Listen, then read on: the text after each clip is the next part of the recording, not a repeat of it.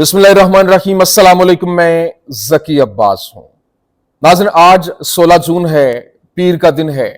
اور وہ نا کہ وَتُعِزُّ مَن تَشَاءُ وَتُذِلُّ مَن تَشَاءُ، وہ جسے چاہتا ہے عزت دیتا ہے اور جسے چاہتا ہے ذلت دیتا ہے۔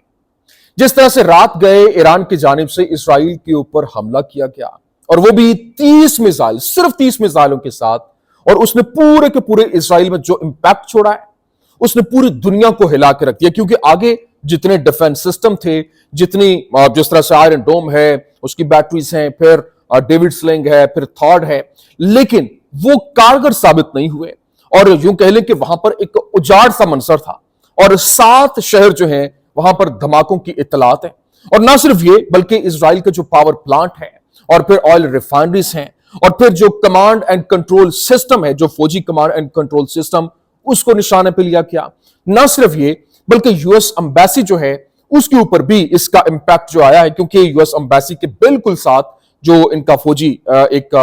ہیڈ کوارٹر کے ساتھ ساتھ یوں کہہ لیں کہ ایک کمانڈ سینٹر تھا، اس کو ہٹ کیا گیا، اور اس نے پورے کے پورے سینیریو کو بدل کے رکھ دیا، اور یہ کہہ لیں کہ ایسا کنسائز اور پریسائز قسم کا حملہ تھا جس نے ایران کے اندر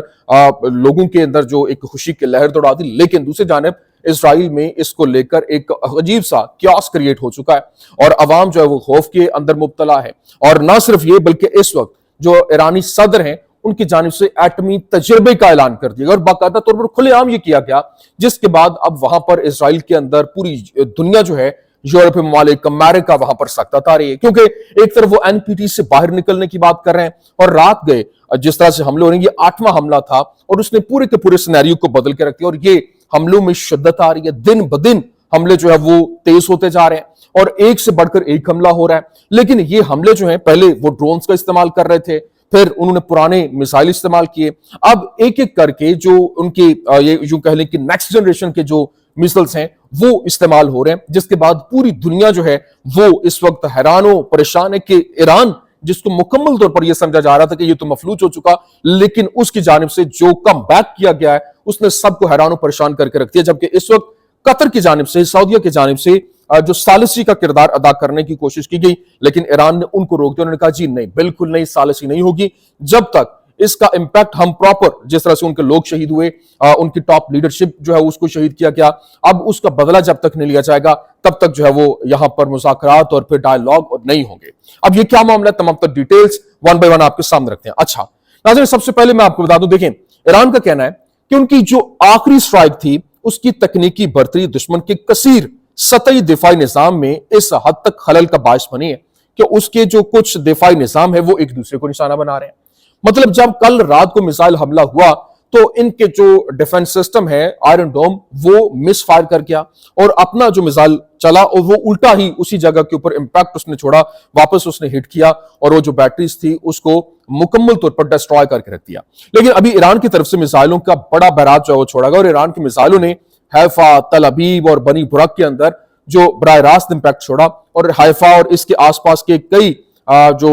علاقے ہیں وہ اس کی زد میں آئے، بشمول کم از کم جو ایک ان کی حیفا آئل ریفائنری ہے اور وہاں پر آگ بڑک اٹھی، اور حیفا پاور پلانٹ وہ بھی متاثر ہوا، فی الحال آگ کی لپیٹ میں ہے، جبکہ اسرائیل کا فضائی دفاعی نظام جو ہے وہ ایران سے داغے گئے کم از کم 10 میزائلوں کو روکنے میں ناکام رہا، اور گریٹر تل ابیب کے علاقے حیفا اور جنوبی اسرائیل میں کئی مقامات کے اوپر براہ راست جو ہے وہ حملے ہوئے، اور آئرن ڈوم نے ایران کے میزائلوں کو روکنے کے لیے 2 میزائل فائر کیے، لیکن انٹرسیپٹرز نے دفاعی بیٹری کی طرف پیچھے ہٹ کر دیا، جس کی وجہ سے وہاں پر آگ لگ گئی اور وہ جو بیٹری ہے وہ ناکارہ ہو گئی۔ لیکن چند لمحوں بعد ایرانی میزائلوں نے نیگیو میں نیواتیم ایئر بیس کو وہاں پر کامیابی سے نشانہ بنایا، یہ اسرائیلی میڈیا اور پھر ایرانی میڈیا جو ہے وہ رپورٹ کر رہا ہے۔ لیکن ساتھ ہی ساتھ یہ بھی بتایا جا رہا ہے کہ جو یو ایس امبیسی ہے جو تل ابیب میں موجود ہے وہ بھی ایرانی بیلسٹک میزائل کی سٹرائک کی زد میں آئی ہے، اور وہاں پر بھی اس کو بھی ڈیمیج ہوا ہے۔ لیکن اسرائیلی فوجی امور کے ماہر ہیں یو سی مالمن، اس کی جانب سے کہا گیا کہ میں تجویز کرتا ہوں کہ ہم اپنا نقصان کم کریں اور ٹرمپ کی طرف رجوع کریں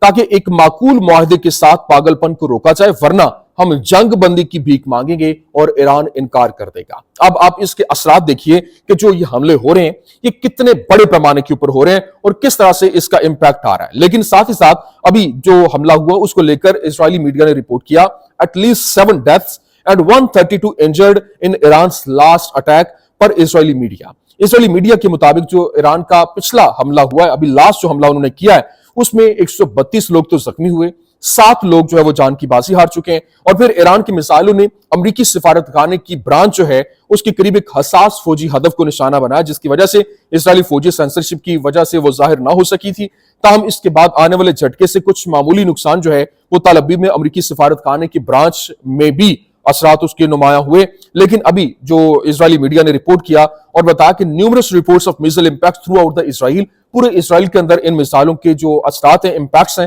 وہ آ رہے ہیں، لیکن جو 7 بڑے شہر ہیں وہاں پر جو ہٹ ہوئے راکٹ کہاں پر ہٹ ہوئے؟ تل ابیب کے اندر، حیفا کے اندر، بنی براک کے اندر، بیتات تکوا کے اندر، پتا تکوا کے اندر اور نیوت آیالون، یہ 7 علاقے ہیں، 7 شہر ہیں جہاں پر ان کے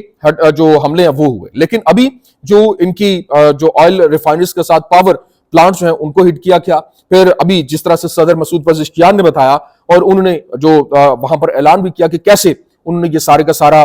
جو ایٹمی تجربوں کے حوالے سے انہوں نے کیا کہا، سنیے۔ انہوں نے کہا کہ دشمن ہمیں یا ہماری قوم کو حملوں، قتل و غارت گری کے ذریعے منظر سے نہیں ہٹا سکتا، اور ہر اس ہیرو کے لیے جو اپنی جان دے رہا ہے، سینکڑوں لوگ جو ہے وہ جھنڈا اٹھانے کے لیے تیار ہیں اور اٹھیں گے اور ان بزدلوں کے ظلم اور بربریت، جرائم اور غداریوں کے خلاف کھڑے ہوں گے۔ ہم جارحیت کرنے والے نہیں ہیں، آج ہمیں پہلے سے زیادہ اتحاد اور یکجہتی کی ضرورت ہے۔ تمام ایرانی عوام کو متحد ہو کر اس جارحیت کے خلاف ڈٹ جانا چاہیے۔ جو بھی اختلافات یا مسائل موجود ہیں انہیں اب ایک طرف رکھ دینا چاہیے اور اتحاد اور عزم کے ساتھ ہمیں اس جو جارحیت کے خلاف کھڑا ہونا چاہیے۔ ہمیں ایٹمی توانائی سے استفادہ کرنے اور اس معاشرے کی خدمت کرنے والی تحقیق سے تجربہ کرنے سے کوئی نہیں روک سکتا، اور کسی کو یہ حق حاصل نہیں کہ وہ اسلامی جمہوریہ سے اس حق کو چھینے۔ ہم نے جنگ نہیں مانگی اور نہ ہی شروع کی۔ ملک کے کمانڈروں اور سائنسدانوں کو قتل کرنے والے ہم نہیں ہیں، بلکہ وہ ہیں جنہوں نے یہ سب کچھ کیا۔ ایک سائنسدان نے ایسا کیا جرم کیا تھا کہ اس کو اور اس کے پورے خاندان کو ہٹ کیا گیا، اور اسرائیل مسلمانوں پر ایک ایک کر کے حملہ کرنا چاہتا ہے اور پھر ان پر اپنے مذموم عزائم مسلط کرنا چاہتا ہے۔ اس لیے آج تمام اسلامی ممالک کو ایک دوسرے کے ساتھ مل کر کھڑا ہونا چاہیے۔ العربیہ کیا رپورٹ کر رہا ہے؟ العربیہ کی رپورٹ کے مطابق ایران نے اسرائیل کے خلاف ہائپر سونک میزائل کا استعمال جو ہے وہ بھی شروع کر دیا ہے، اور پھر IRGC نے اسرائیلی حکومت کے خاتمے تک حملے جاری رکھنے کے عزم کا اظہار کیا، لیکن اسرائیل کے وزیر دفاع کارٹز کی جانب سے ایران کو دھمکی دی گئی اور کہا گیا کہ تہران کا متکبر ڈکٹیٹر یعنی کہ آیت اللہ علی خامنائی سپریم لیڈر جو ہیں، ان کا ایک بزدل قاتل بن گیا جو اسرائیل میں شہریوں کے گھر کے محاذ پر نشانہ بنا کر گولیاں چلاتا ہے تاکہ IDF کو اس حملے کو جاری رکھنے سے روکا جائے جو اس کی صلاحیتوں کو ختم کر رہا ہے۔ تہران کے باشندے اس کی قیمت ادا کریں گے اور بہت جلد کریں گے۔ ابھی اس کے ساتھ ساتھ دوسری جانب جو 2 ایرانی میزائل ہیں انہوں نے جب شمالی اسرائیل کے شہر حیفا میں پاور پلانٹ جو ہے اس کو نشانے پہ لیا، اسرائیلی فوجی مقامات جو ہیں اور فوٹیج کو شائع اور شیئر نہ کرنے پر زور دے رہے ہیں کیونکہ وہ پراپر لوگوں کو انگیج کریں کہ وہ اس طرح کی کوئی فوٹیج جو ہے وہ شیئر نہ کریں۔ لیکن ابھی یہ بھی خبر سامنے آ رہی ہے، ایک طرف ایران کی جانب سے حملہ کیا گیا ہے، ساتھ ہی یمن جو ہے وہ بھی میدان میں اتر چکا اور یمن کی جانب سے بھی حملے کیے گئے، اور بتایا یہ جا رہا ہے کہ ڈیمونا سمیت جنوبی اسرائیل میں میزائل سائرن جو ہے وہ فعال ہو گئے ہیں اور رپورٹس یمن سے داغے گئے میزائل کی نشاندہی کر رہی ہے۔ لیکن ابھی due to detection of missile launches toward Israel, alerts میں be activated in central Negev, Lachish, southern Negev, western Negev, Judea, Dead Sea, ارباس areas in the coming minutes. مطلب جو وہاں پر ڈیٹیکشن میزائل لانچز کے حوالے سے اسرائیل میں جب یہ جو ہے وہ ہوا تو اس وقت الرٹ جو ہے وہ ایکٹیویٹ ہو گئے، الارم بجنا شروع ہو گئے سینٹرل نیگیو میں، صدرن نیگیو میں، ویسٹرن نیگیو میں، جودیا میں، ڈیڈ سی کے اندر، اربا جو ایریا ہے وہاں تک۔ تو یہ کس طرح سے امپیکٹ چھوڑ رہا ہے یہ آپ خود اندازہ لگا لیجئے۔ لیکن ابھی عبرانی میڈیا کی جانب سے بتایا گیا کہ اسرائیل کو ایران کے رد عمل کے اوپر تبصرہ جو ہے اس میں انہوں نے بتایا کہ اس طرح کا ایک اور ہفتہ جو ان کی عوام ہے وہ کیا کہہ رہی ہے کہ اس طرح کا ایک اور ہفتہ اور ایسا لگتا ہے کہ ہم پتھر کے زمانے میں واپس آ رہے ہیں۔ لیکن الجزیرہ نے عین اس مقام کو ریکارڈ کیا جہاں ایران سے میزائل اسرائیل میں گرے اور اسے براہ راست نشر کیا جس سے انہیں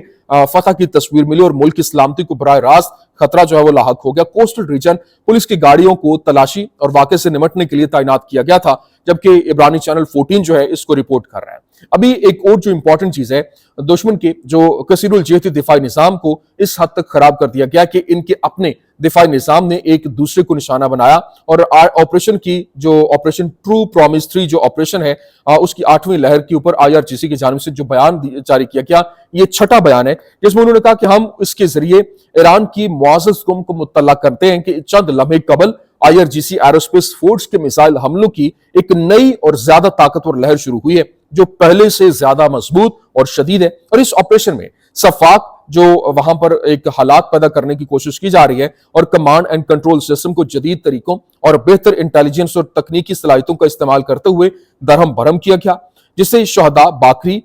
सलामी, हाजीजादा और IRGC के जो